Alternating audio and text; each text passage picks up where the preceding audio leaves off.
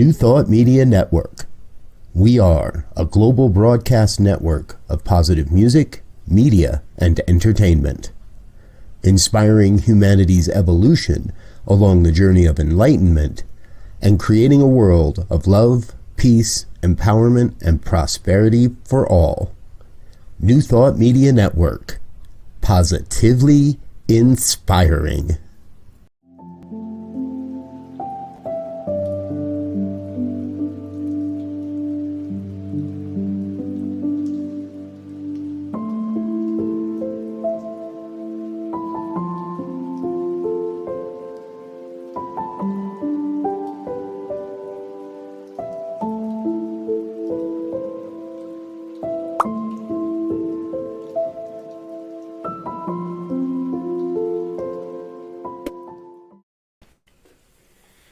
It's the Practical Prayer Podcast pre-show.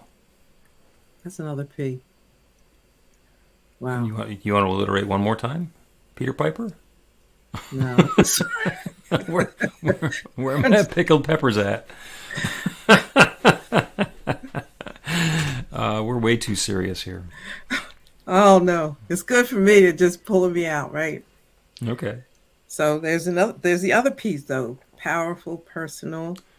Oh, yeah. We're right. Personal, powerful, positive, and present tense for the affirmations. Yeah. And we got to add practical in there. That's right. There's practical. And then, of course, there's the technique that we use, which is the pivot, where we turn from that which we do not want to that which we would prefer.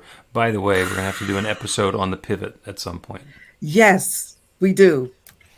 Yes. I'm writing it down. Okay. Whatever. If you ever run out of ink, the world's going to stop. You know that's right. But I have so many pens, it is unbelievable.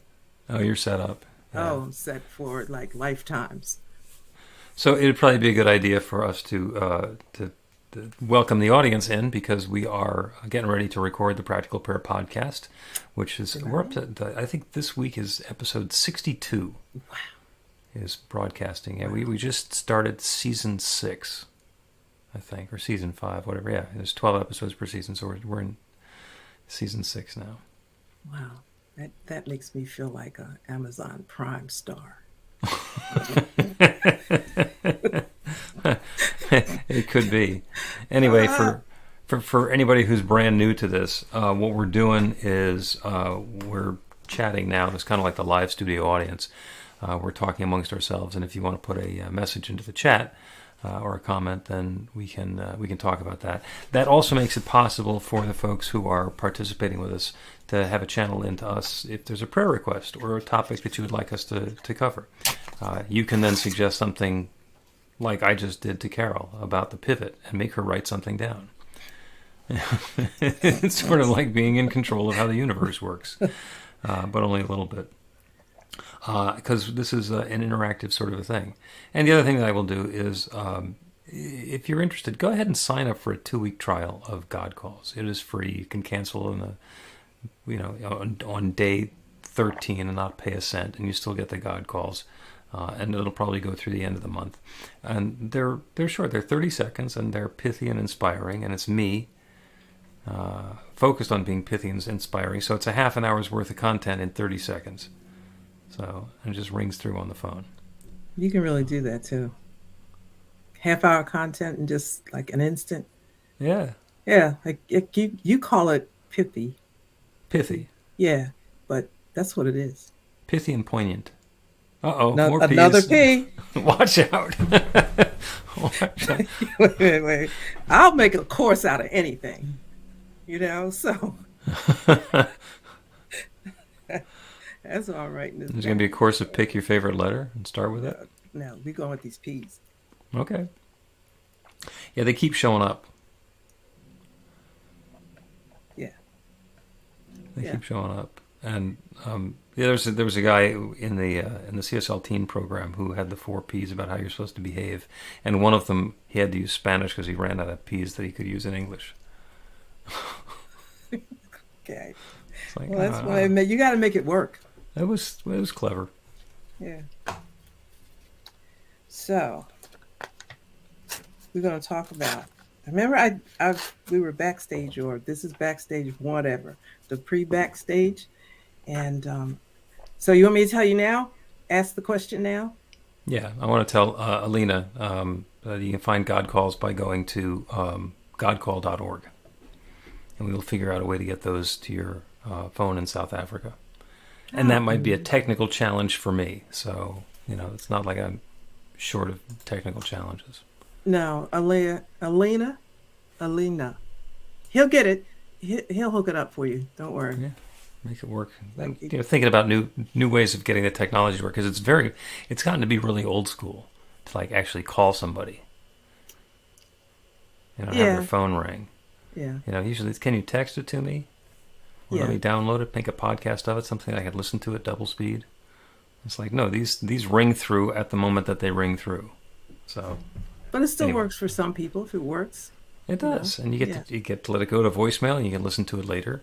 Mm-hmm. And the whole thing that I'm going for is for the timing of it, because there's an incredible synchronicity that the content of the God call is exactly what you need when the call shows up. It's like, oh.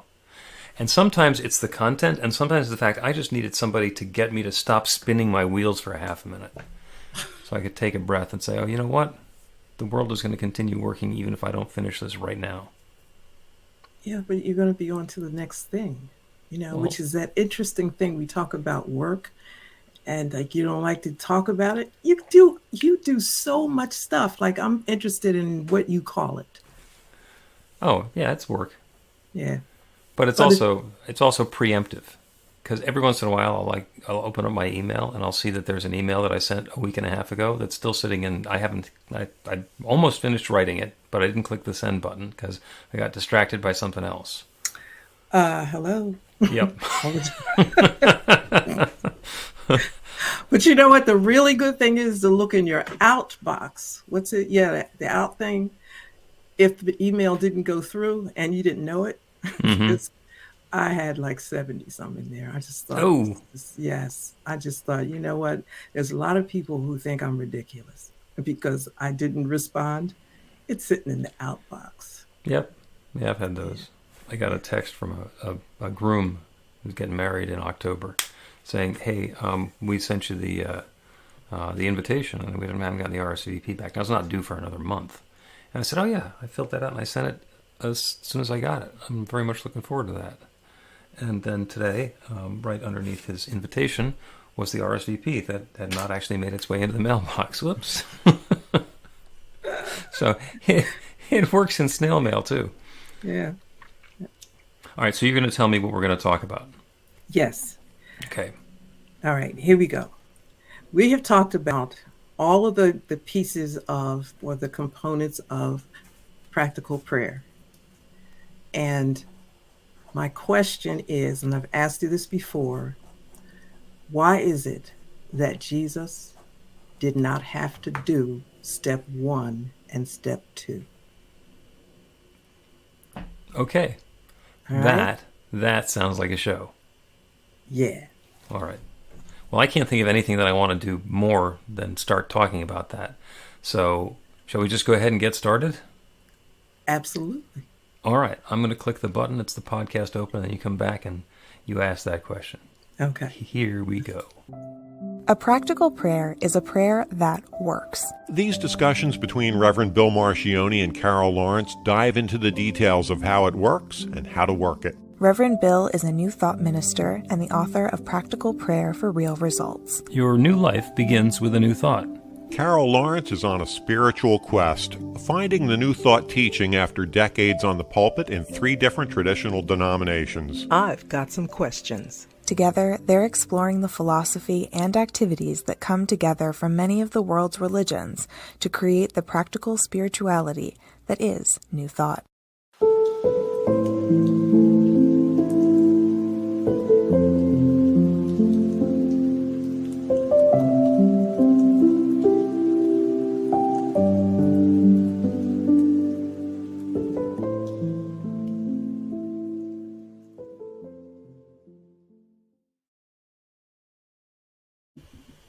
Welcome to the Practical Prayer Podcast. I'm Carol, and here with Reverend Dr. Bill Marchiony.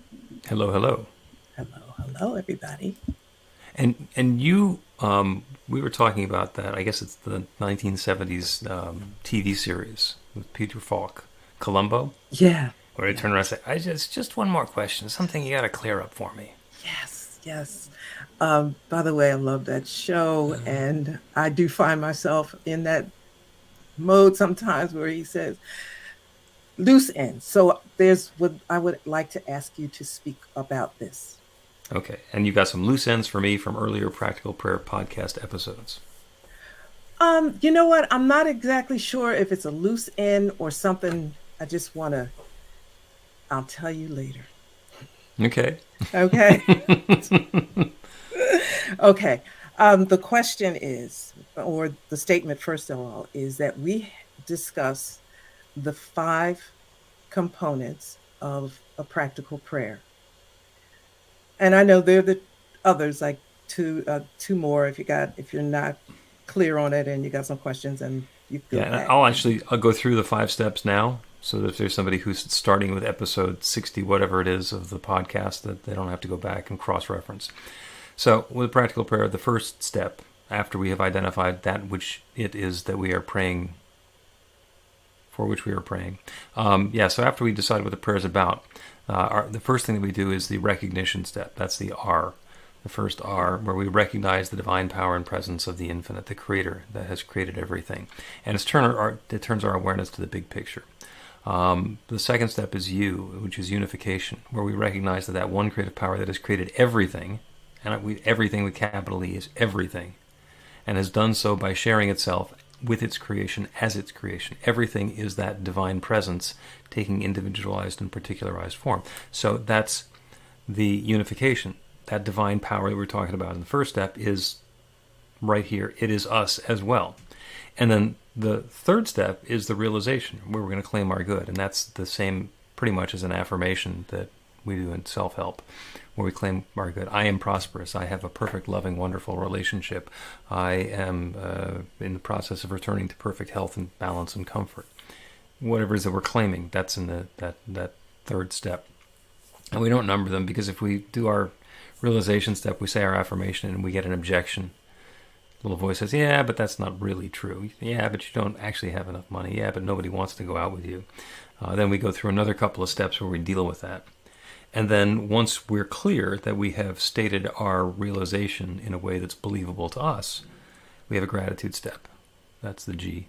And from that place of gratitude, we then speak our word into the creative law, that same one that we recognized in step 1 has created everything. We now know that this is creating our new experience as well, and we release it into that law and let it go, and the prayer is done. RUR 2GR, and the 2 is for those extra 2 steps that you might have to take if you have some doubt or disbelief. So what you're talking about are those 5 steps, RURGR. Yes.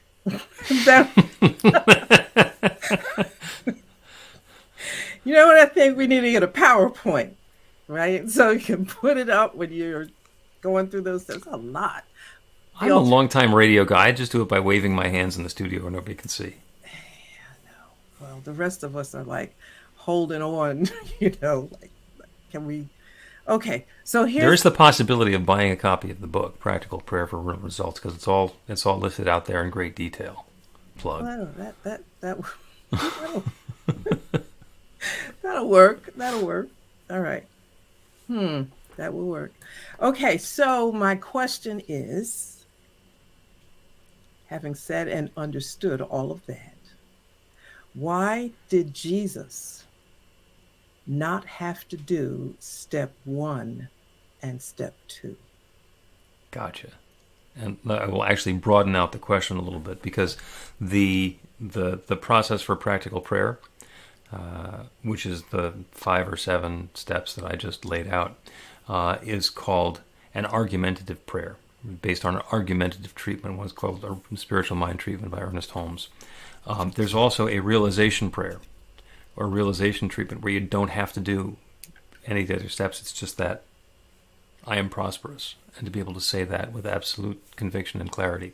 And in some ways, a realization prayer, that one-step prayer, is the same as what we do in self-help affirmation. And there are thousands of authors encouraging people to do these affirmations and speak these affirmations on a daily basis, and you basically conjure your new experience into reality. And that works, as we've mentioned before, right up until it doesn't work.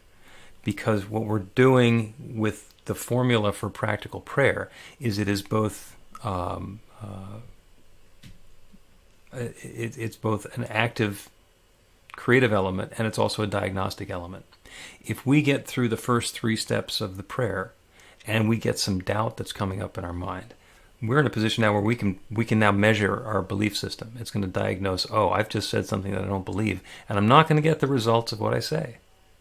It is not done unto you as you say. I mean, some of us who are still carrying control freak cards would like that to be the case. But it's not. It's not done as you say. It's not done as you want. It's done as you believe.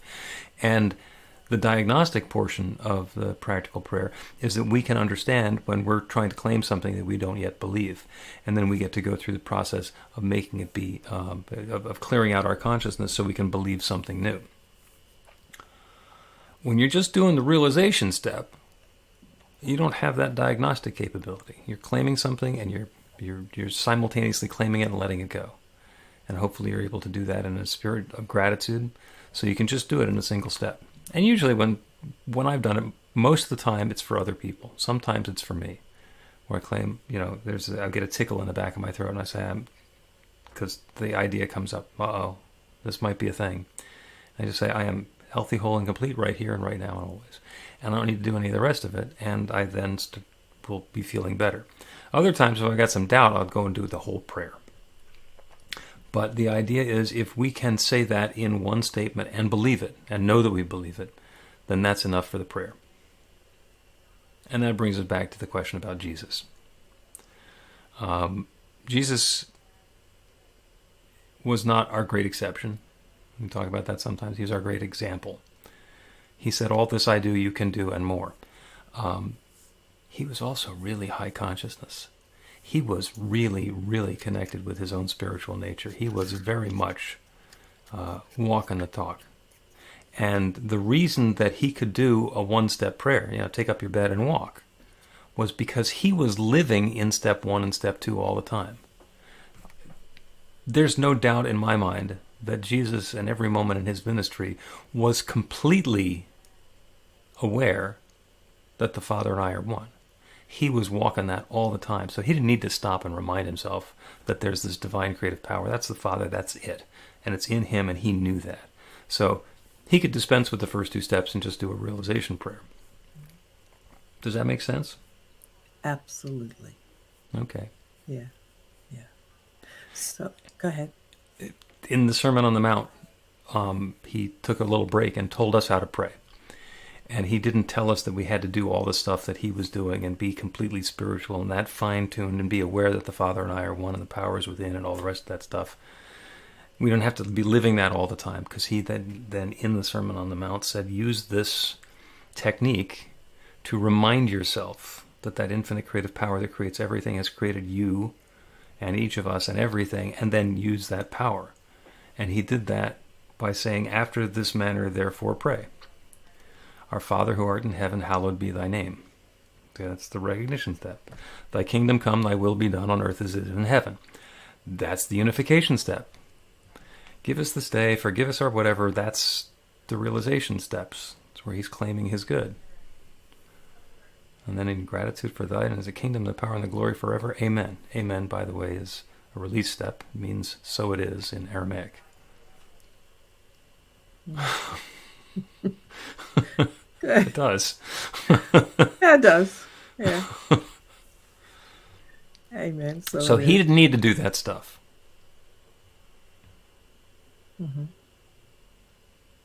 Because he lived it, because of the level of his consciousness. Yeah. Yeah. He didn't need to do the warm up because he was at peak performance all the time. Okay. So would I like to be there? Yes. Of course. Am I? Sometimes I channel it a little bit. Other times I find myself getting angry with somebody who's doing something silly, and it's like, that's not godlike. I can be a little bit more present and forgiving.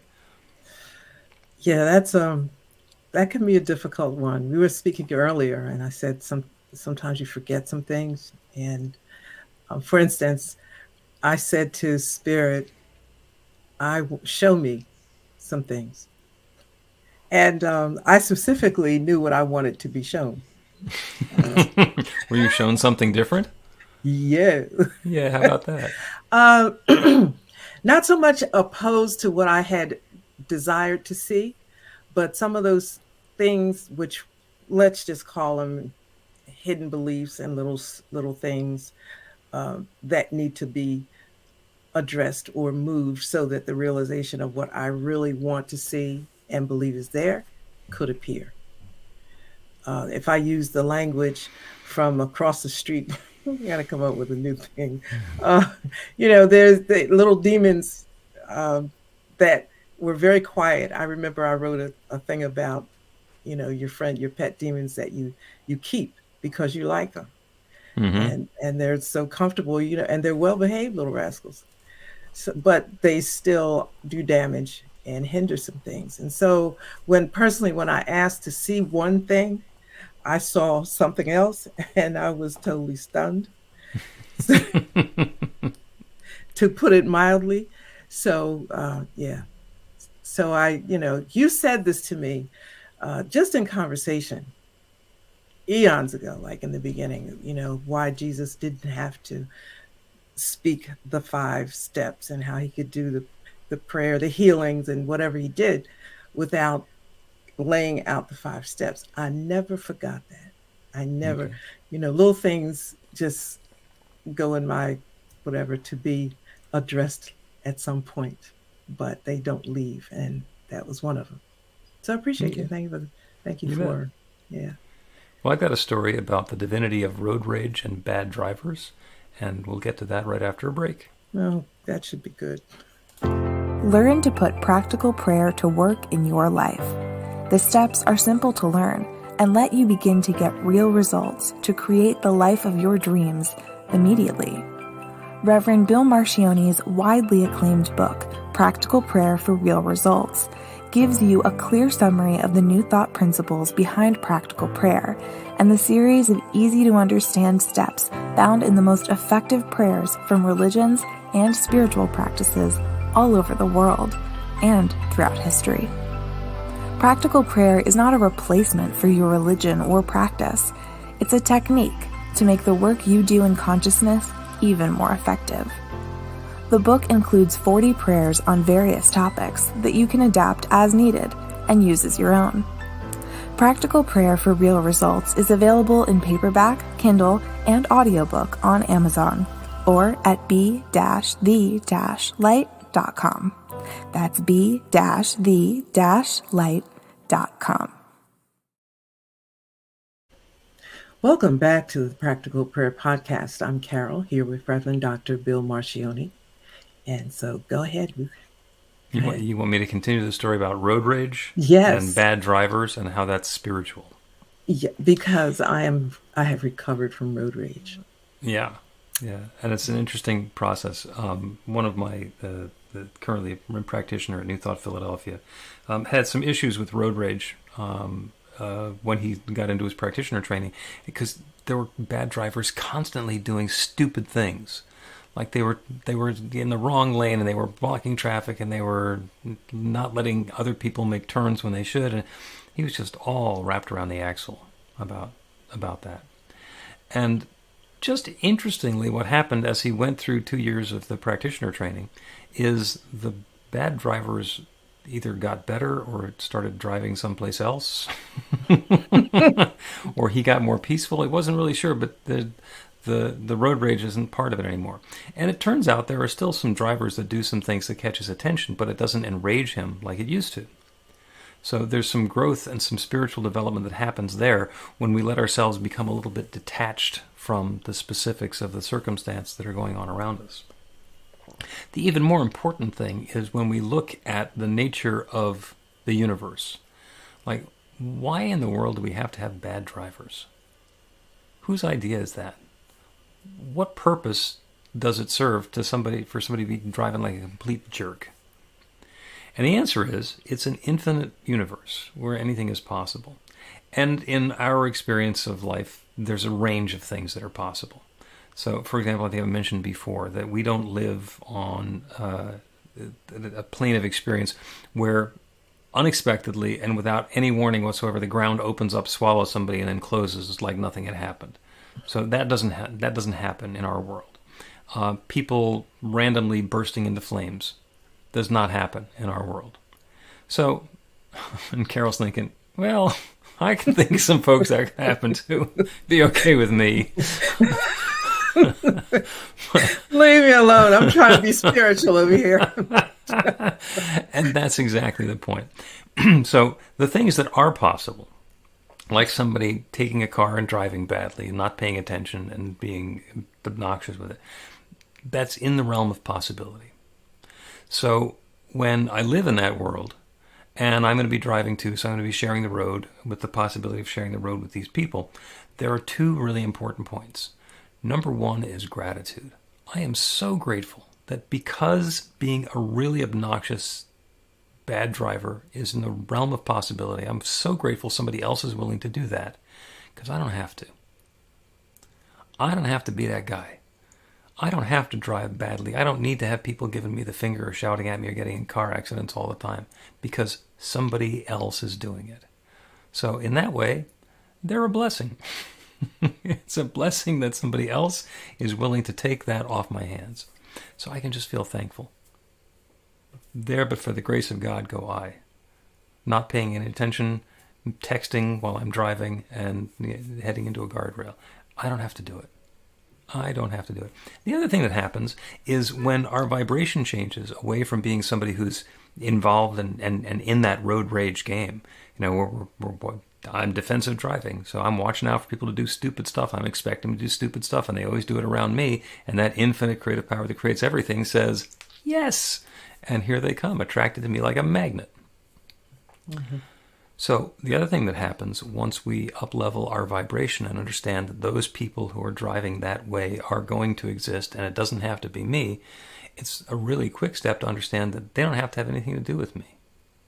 They can go do what they're doing to other people, and they can have their own little law of attraction, you know, which works energetically and also with the fenders of their cars, and it doesn't have anything to do with us.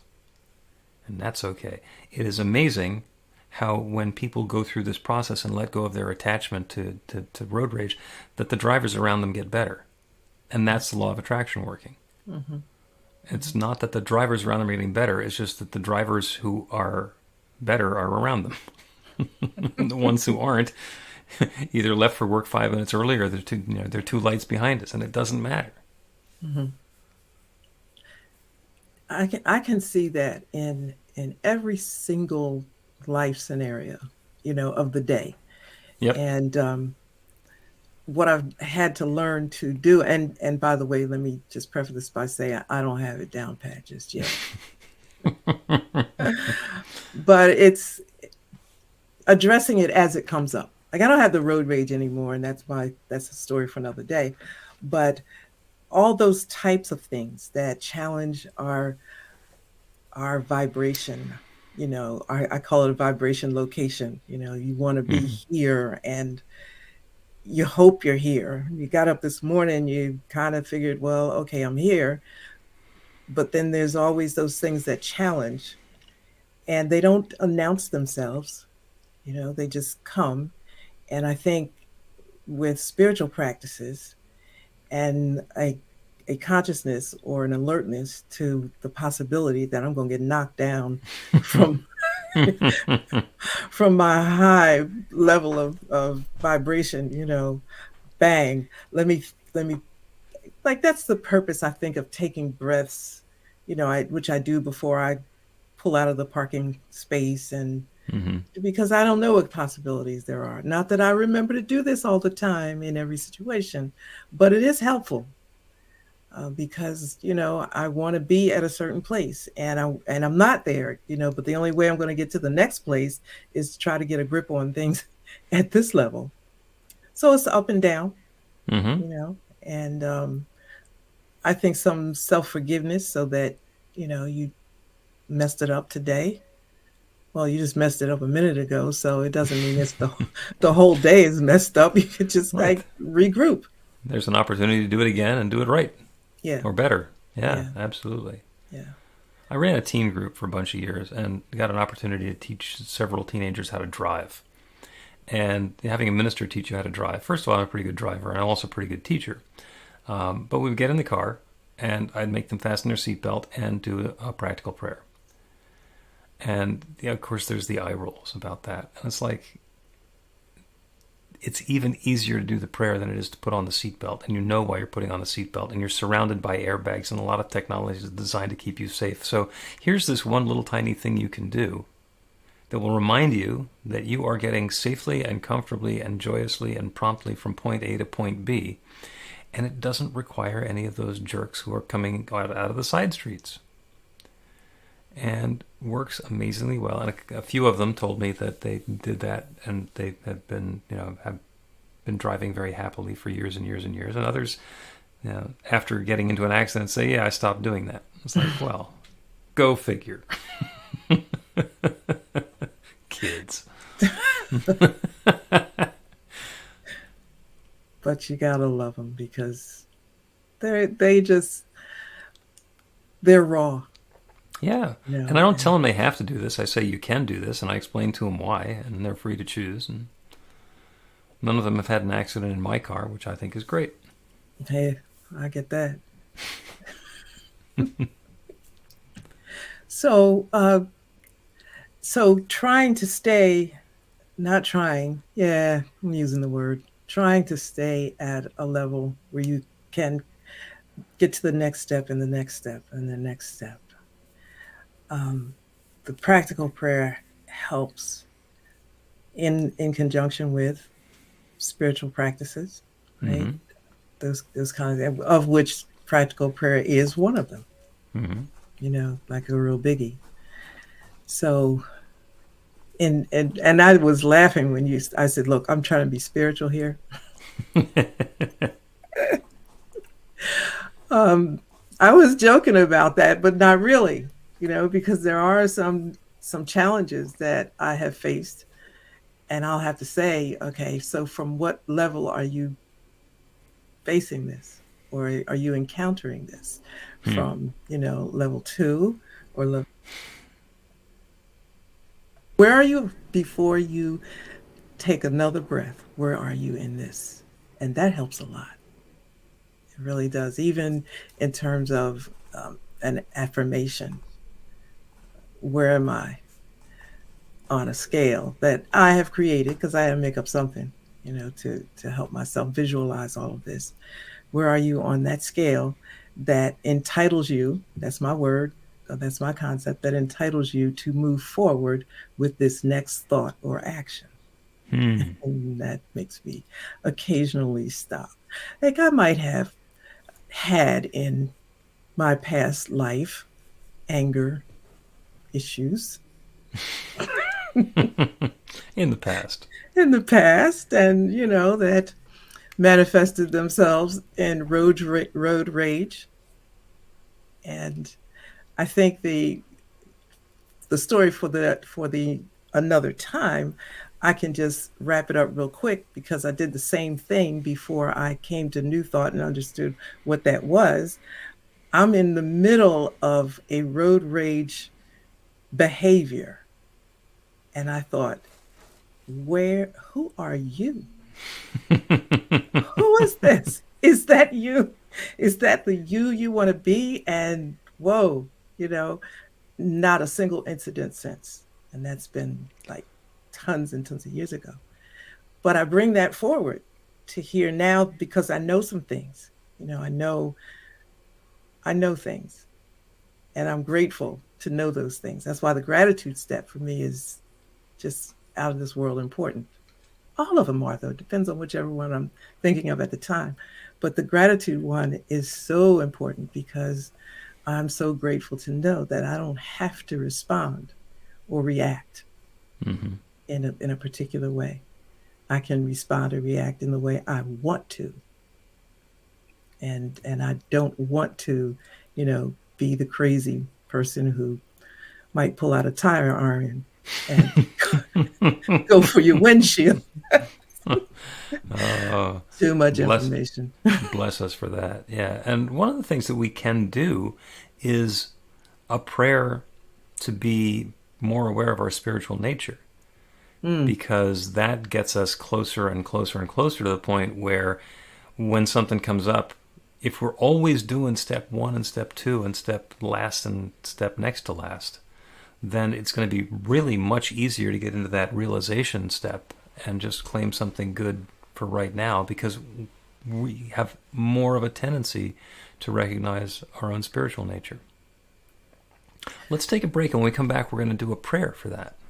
Oh, wait, you had something to say. Yeah, I was going to say that again, because if you said, you made a reference to step 1 and step 2, you don't always have to be concerned about that.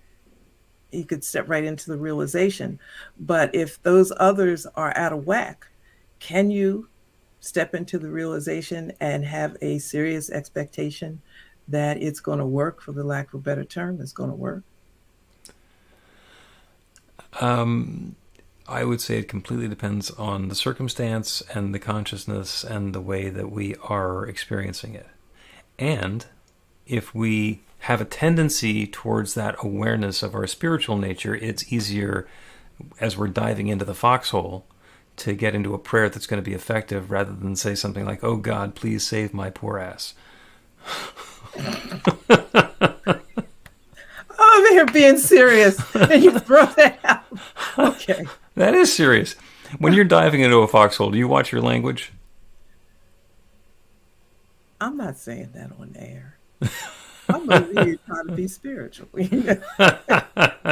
All right. I want everybody to think I'm being spiritual. Okay. Well, we'll take the break and come back and do a prayer to be more spiritual. Okay, good. Get inspiration in an instant.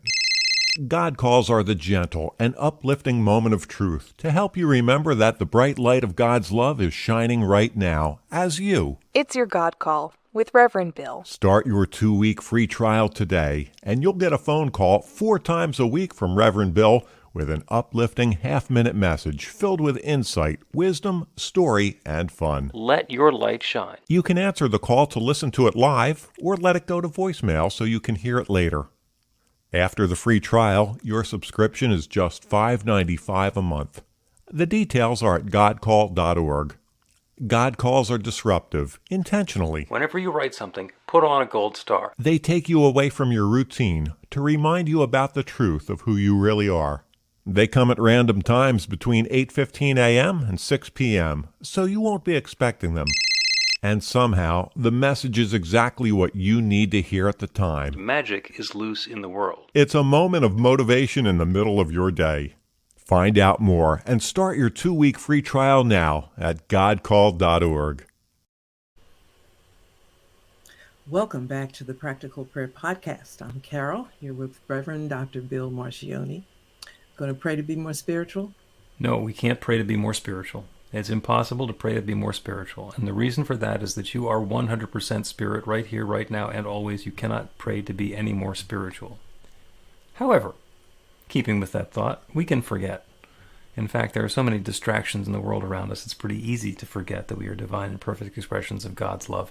So the prayer that we're going to do today is a prayer to be more deeply aware of our own spiritual nature, of that divinity within. So, and it sounds like we're splitting hairs, but there's a difference. Because we are 100% spiritual, but not always aware of it. So, as some of those other folks say, let us pray. This is a prayer. And for anybody who is not catching this, Carol pointed out some months ago that in other religions and other spiritual traditions, at the beginning of a prayer, there's a big wind-up, like, let us pray. And that oftentimes I don't say that. I just kind of get into the prayer, and we're a step or two in before she realizes that I'm doing a prayer. So that was kind of tongue-in-cheek. So once again, this is a prayer to be more deeply aware of our own true spiritual nature. Because there is one creative power, one infinite intelligence, one divine love, one source of everything that exists. Everyone, everywhere, everything is this one divine creative source sharing itself in a unique and particular way. Everything. And that everything includes me. It includes each one within the sound of my voice. Each of us. Individualizations of that one. We are God's divine presence taking particular form as and through and in us. That infinite power, that divine creative essence that is the source of everything everywhere, that intelligence, that love, that power, that wisdom is being shared through all of creation, and it's being shared through me and through each of us right now. That divine power and presence is right here, right now, and always. And so what I claim is that each of us is even more fully aware of our own true spiritual nature, more fully, clearly, and deeply aware of that divinity within, of that bright light that is shining everywhere, that is shining through us and as us, making it easier and easier and easier to pivot from a challenging situation or a circumstance in the world around us to the awareness of our true nature, to allow ourselves to invite that divine power and presence to reveal itself more fully and more gracefully and more joyously through whatever it is that we're doing. To know that that good is showing up in every area of our experience. Our health and our physicality, our physical well-being, our comfort in our bodies, is that divine presence showing up in a new way. And we are free to call on that at any moment, to bring a renewed sense of vitality and comfort and peace and alignment to whatever it is that we're involved in. It works in our prosperity. That infinite creative power is infinite abundance, sharing itself as its creation, and that abundance is available to each of us to experience enoughness and prosperity in this moment and in every moment. And the ability to pivot from the circumstance or the situation to that newness is at hand right now and always for each of us. It works in areas of love and relationship and connection with other people, whether they're our beloved family members, neighbors, colleagues, co-workers, other folks in the community, or anyone on earth.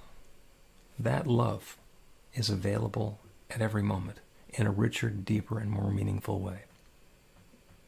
And our creativity, the way that we're sharing our gifts and skills and talents with the world, the way that we are bringing that uniqueness that we are into being. That divine power that has individualized itself as us is able to share itself as us to bring about something new and wonderful. The reason that we're here is that God had desire of an instrument here, and we are that instrument, and it is our opportunity and invitation and our gift to be able to play, to be able to sing, to be able to bring that joyous creativity into being. So that's what I'm claiming. It's in all areas of our lives that we are, at this moment, and from this moment forward, even more fully aware of our spiritual nature. It doesn't change anything in the world around us.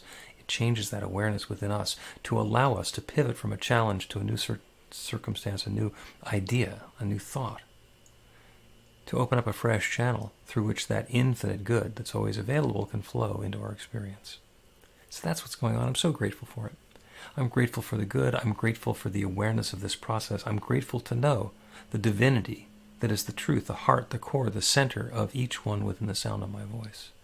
And I'm grateful to be able to speak this word into that creative law that has created everything, and know that it's now creating this new awareness of our own true spiritual nature, ever uplifting, ever expanding. And so with gratitude for this good, I speak this word, I let it go, and I know it's so. And so it is. The Practical Prayer Podcast with Reverend Bill Marchiony and Carol Lawrence is a production of BeTheLight.com. be-the-light.com. Where you can find more information about practical prayer for real results. Our theme is by Music of Wisdom. You can learn about the spiritual community of New Thought Philadelphia with daily guided meditations, Weekly celebrations of spirit, and Reverend Bill's classes in practical spirituality at newthoughtphilly.org.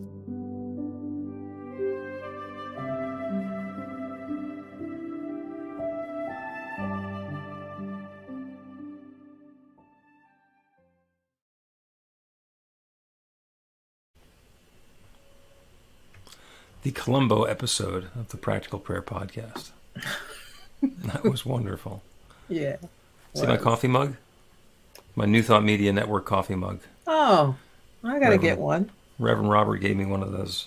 Gave me this when we were together at the INTA Congress in Chicago. Well, I've got to get one so I can use it like on the air. Oh, yeah. So we can...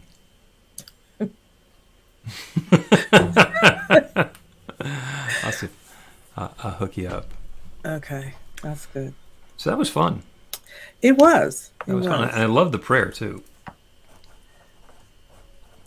Because in traditional religion, we should probably make this into an episode, you don't pray to be more spiritual, do you? Yeah. You do? Yeah. Okay. Yeah. It's so different. It is different. It is so different. As a matter of fact, my husband was talking about it, and some folks he was saying, he says, you got to talk to my wife. Man, she could do this. She could do this, but I can't be bothered. And what he means is he said convincing and trying to help people understand how to look at things a different way. He can't do it.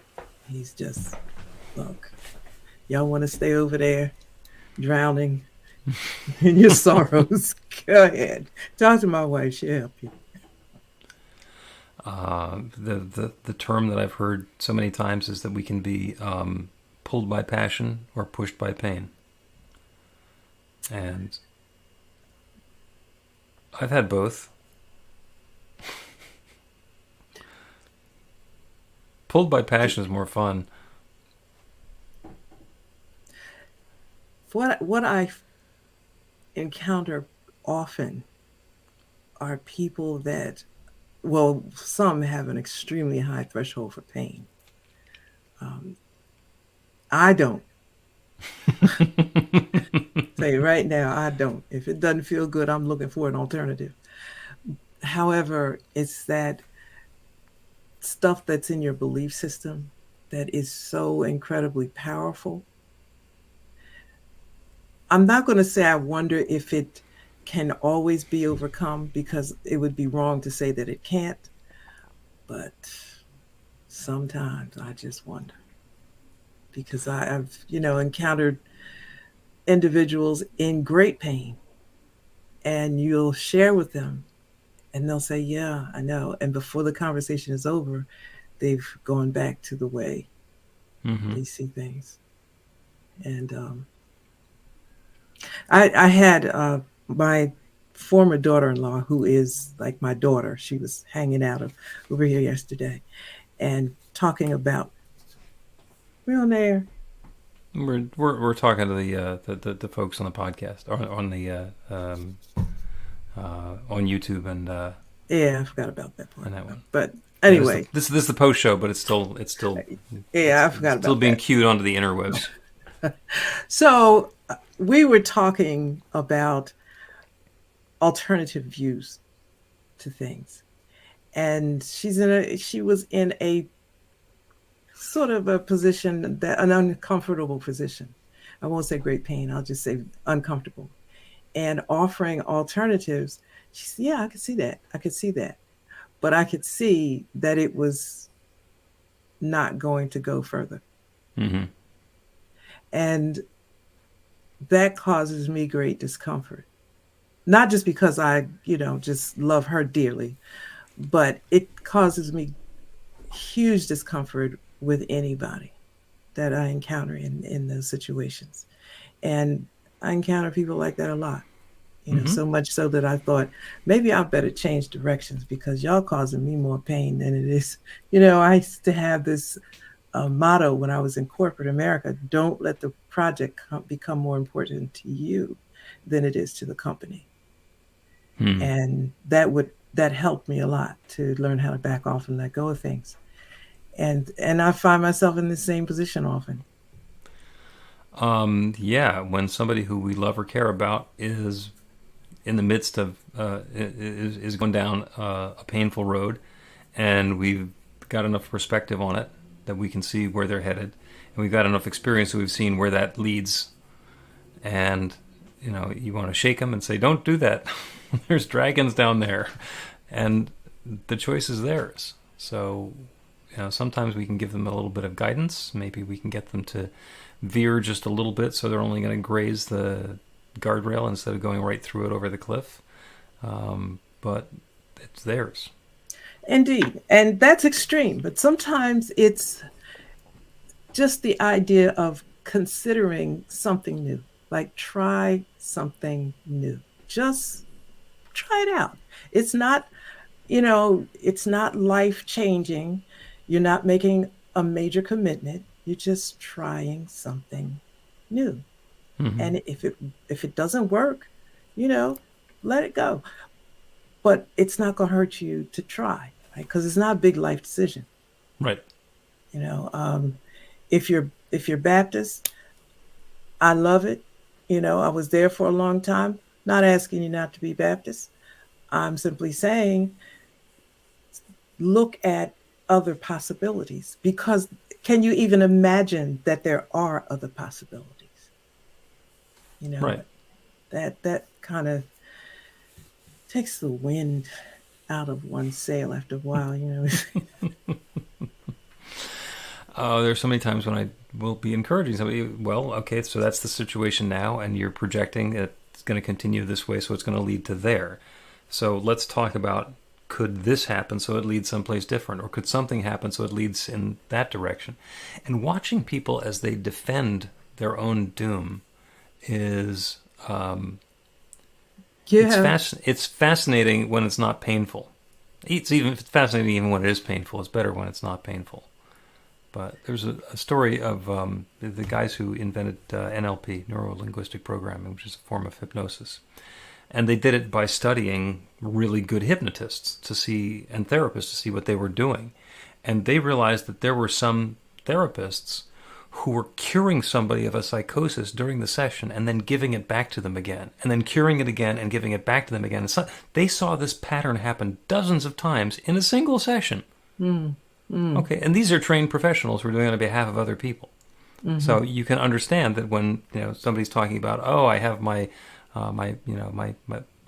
pain in my foot, and you get to them and you talk about the metaphysics of that's that unwillingness to step forward in life and go through that whole thing, and you get to the end of the conversation, and I got this pain in my foot, and it's never going away. It's like, you just wasted a half an hour. Yeah, how I am, Beck. I'm so detailed about everything. Let's just right now, in just this moment, could it possibly be anything different? Mm-hmm. Could God have possibly created another possibility? Doesn't have to be yours, but could it be? Then if it's possible that there are other possibilities, then you put an S on it, then there are others. If that exists, then you can make a choice among the many possibilities. Is that fair? Mm-hmm. So it can be a strenuous exercise. If this were a menu and you don't like onion soup, maybe try ordering something different. Like, what's gonna happen if you do? What's gonna happen? And my husband says, "Well, you got guts. You just got guts." No, I don't have guts. I'm scared to stay in pain. So anti-guts. Anti-guts. Like, it's a possibility. And I was fascinated listening to him talk about me, because I didn't see myself that way. And I'm thinking, this right here is not working. What's the discussion here? Anything else, is a possibility that may not work either. I could come back or try something else, but sitting right here, it's like the lepers at the gate. Like, why sit ye here until we die? And we know that if we sit here, we're going to die. Yeah. If we do something else, 50-50. Well, yeah. The worst thing that could happen is already going to happen, so it's only going to get better. Yeah, at least, that's the way I look at it. But Yeah.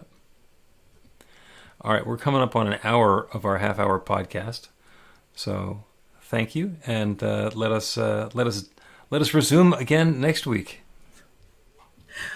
Bye.